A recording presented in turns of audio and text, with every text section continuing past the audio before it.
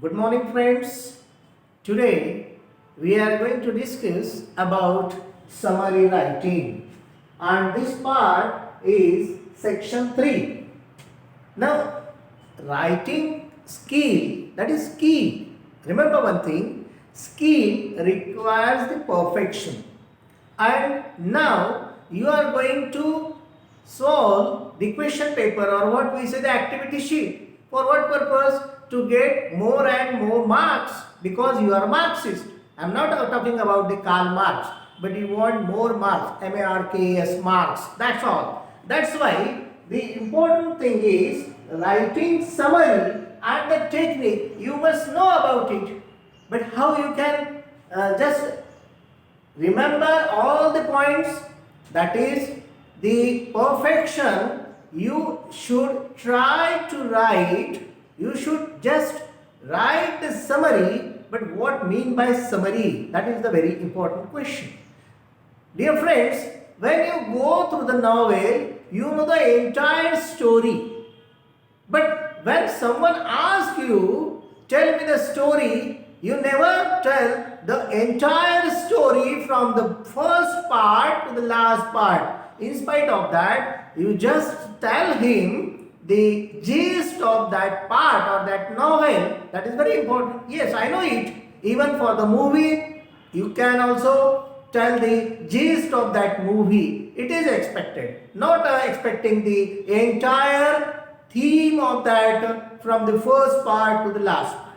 Okay, got it? Now, here also the passage, the prescribed passage given in your textbook or in your question paper, you have to read it and then summarize it. But what mean by? To summarize means, what is mean by summarize? To recapitulate the main points in selection. That is, the main points are very important while you write the summary. And the second part, the type of summary that consists of a paragraph to express the main idea is, that is written summary. Now you are writing the summary in your activity sheet. What should you do and what not? That is very important. Remember, my friends, doers of summary. Now read and reread. Read and reread. These are the two statements. You should remember that. Just go through the line for the first time and then go by heart, very peace and calm mind, and mug up the important points given in the text. Text means the paragraph. You should underline the main points. That is very important. Unless and until you do all these things, you cannot get the entire or full credit to that question. See, read and reread the passage. That is very important. Another part is understand. You should just try to understand what the writer wants to say. That is very important. Unless and until you understood the passage, how can you reproduce it? To reproduce means you have to understand the meaning of that passage.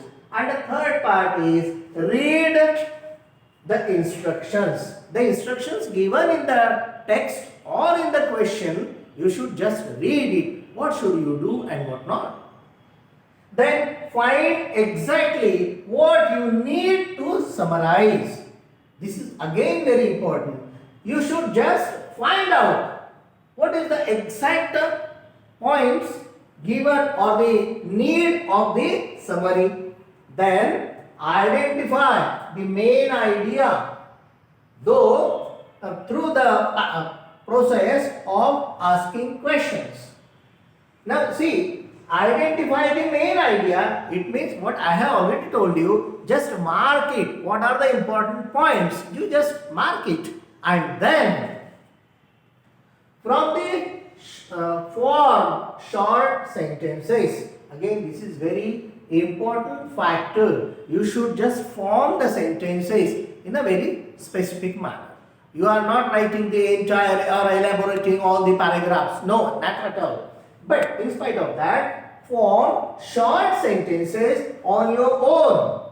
Then connect the sentences using linkers. You should just link all the sentences, small sentences you have created, no doubt. But you should just link all these statements or the sentences. Then remove redundant words and sentences from the key sentences. This is again very important, friends. There are the expansion of ideas, expressions and whatnot. But while you are writing the summary, you just try to understand what is the gist of that.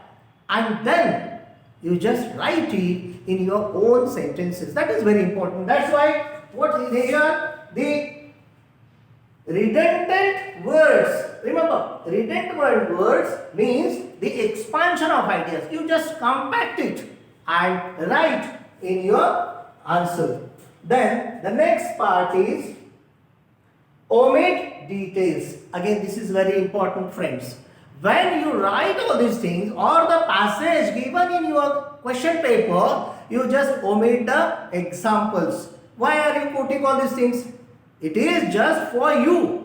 And when you summarize all these things, it means that you have to give the outer line of that text, and that is very important. So, dear friends, omit details or the examples whatever given in your text.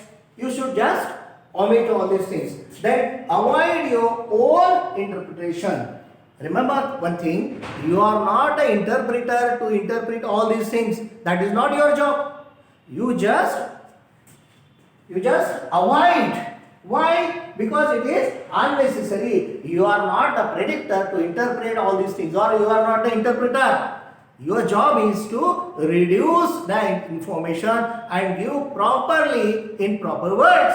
That's why, dear friend, avoid your own interpretation. And the last part is don't, means what should you avoid? What you should avoid? That including or excluding your ideas. Don't include and don't exclude. Whatever given in the text, that is very important. Who are you? You are the examiner. And you are giving the exam.